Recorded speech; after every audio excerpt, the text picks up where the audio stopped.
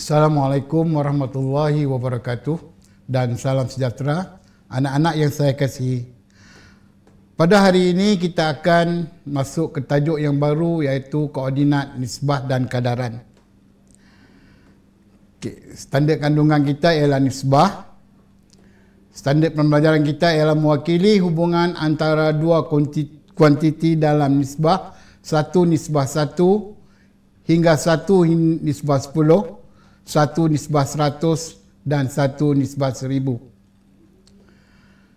Pada hari ini saya hendak anak-anak akan dapat menyatakan 4 daripada 6 hubungan dalam nisbah 1:1 hingga 1:10 dengan betul.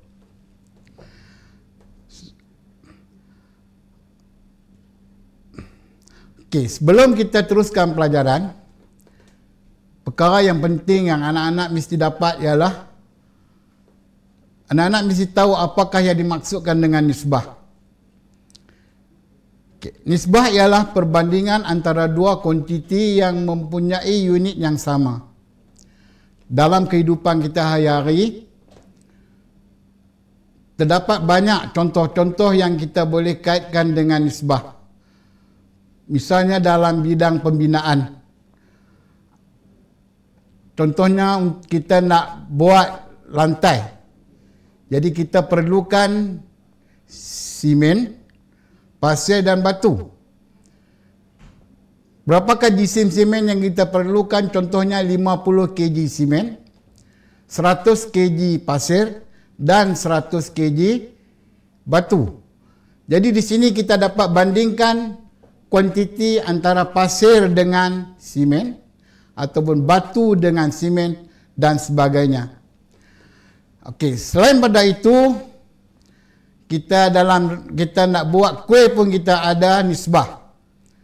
Contohnya yang ini kuih tepung pelita. Dan kuih ini kegemaran saya lah. Jadi untuk nak buat kuih tepung pelita ini, kita perlukan bahan. Ada dua bahagian, iaitu bahagian atas dia kita perlukan gula pasir, tepung, air dan beberapa pewarna hijau, dan bahagian bawahnya kita perlukan 1 cawan santan, 4 sudu tepung beras dan garam secukup rasa.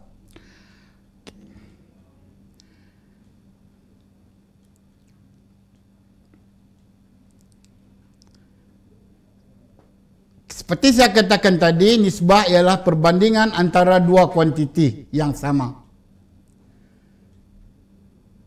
Apakah unit yang digunakan? Cuba kita perhatikan. Unit yang kita gunakan ialah cawan. Okey. Dalam cara penulisan nisbah, contohnya, nyatakan nisbah gula pasir kepada santan. Gula pasir kepada santan. Di situ ada tanda nokta bertindih yang melambangkan nisbah. Gula pasir nisbah kepada santan. Kalau kita perhatikan di atas, 1 cawan gula pasir. Nisbah 1 cawan santan. Jadi kita tulis 1:1. Okey, sekarang kita nak nyatakan nisbah tepung beras kepada air. Tepung beras nisbah kepada air. 1 cawan tepung beras dan 4 cawan air.